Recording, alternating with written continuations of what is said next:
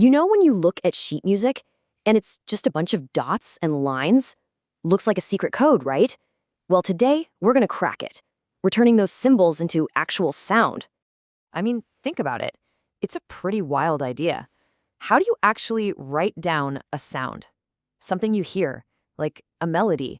How do you put that on paper so someone else can play it exactly the same way years later? It seems impossible, but it all starts with a really simple grid. So let's call this our musical grid. And you can think of it just like a blueprint for a building. You can't just start building, right? You need a plan, a solid structure. Well, in music, that basic structure has a name, the staff. And this is it. This is our foundation. It's just 5 simple horizontal lines and the 4 spaces in between them. That's it. And a quick pro tip, we always count them from the bottom up. Every single note we're about to learn is going to live somewhere on this grid. Okay, so here's the first big rule of this grid, and honestly, it's the most important one, and it makes perfect sense. The higher up a note is written on the staff, the higher its pitch is going to be, the higher it sounds. And if it's lower on the staff, yep, it sounds lower. It's basically a visual map of sound. Super intuitive. But, that grid by itself is kind of useless. It doesn't tell us which notes to play. We need a key to unlock it. So let's learn the first dialect of written music, the one for high-pitched sounds. It's called the treble clef. This is the one you'll see all the time for instruments like the flute, the violin, or for the notes you play with your right hand on the piano. Now, it has a cool nickname, the G clef, and there's a really clever reason for that. See how that big swirl in the middle wraps perfectly around the second line from the bottom? Well, that's no accident. That's our anchor. It's telling us that any note that lands on that specific line is the note G. Everything else is based on that. So if we use that G as our starting point and then figure out the other notes on the lines, from the bottom up, we get E, G, B, D, and F. Now, I know that just looks like a random jumble of letters, but don't worry, there is a super easy trick to remember this. Okay, here's the classic trick every musician learns.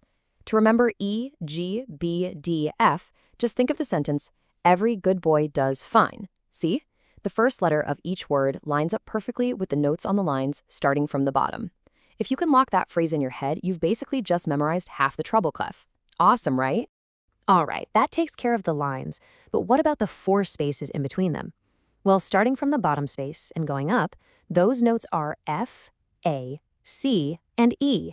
And if you thought the lines were easy to remember, wait until you see this. It literally just spells the word face. F, A, C, E. That's it. So, between every good boy does fine and face, you can now name pretty much any note you see on the treble staff. See? Not so scary. So, that's the high notes covered. But music isn't all high notes, right? What about those deep, booming sounds? Well, for those, we need to switch to our second musical dialect. We need the bass clef. This is the one you'll see for lower-pitched instruments, like a cello, a tuba, or the left hand on the piano. And just like the treble clef, it has a nickname, the F clef. Can you guess why? Look at those 2 little dots. They're wrapped around the 4th line from the bottom. And that tells us that any note on that line is an F. That's our new anchor point for all the low sounds. So, the lines on the bass staff have a whole different set of notes. Starting from the bottom line and going up, they are G, B, D, F, and A. Totally different from the treble clef. So, you guessed it, we need a whole new memory trick.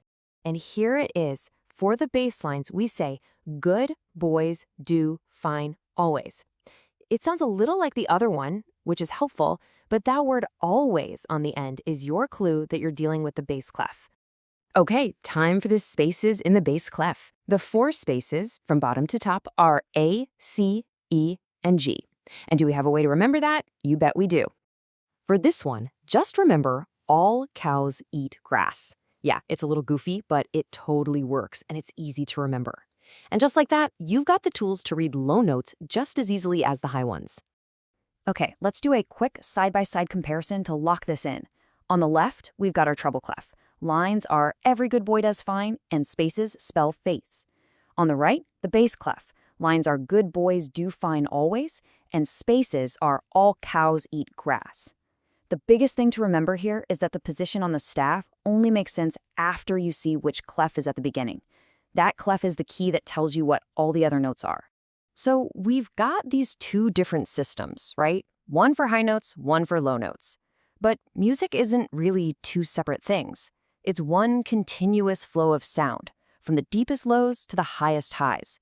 So how do we connect these two languages together to make one big unified system? Well, first, you gotta know that the musical alphabet is super short. It's just 7 letters. A, B, C, D, E, F, and G.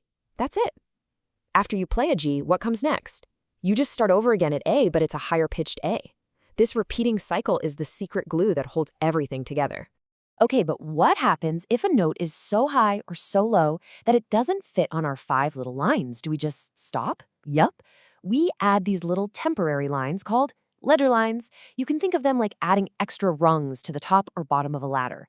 They let us write notes that go way beyond the standard staff. And this is where it all clicks into place. When you take the treble staff and stack it right on top of the bass staff, you create something called the grand staff. This is what you see in piano music. And there's one very special note that connects them. It's called middle C. It sits on its own little ledger line, right in the gap between the two staffs.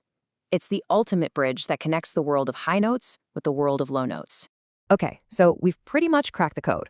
We understand the grid, we know the two main clefs, and we see how they connect. So, what's next? How do we actually take this knowledge and use it to turn those symbols on a page back into real music? Here are a few simple steps to get you started. First, and this is the most important, always check the clef first.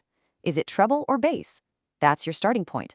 Second, if you get stuck trying to name a note, use those memory tricks we talked about. They really do work. Third, as you figure out the notes, say their names out loud. It really helps your brain connect the symbol to the name. And finally, number 4, just practice a little bit every day. Seriously, 5 minutes a day is way, way better than trying to cram it all in for an hour once a week. And that's it. You now have the basic blueprint for reading music. The code is cracked. So I guess there's only one question left. What piece of music are you going to read first?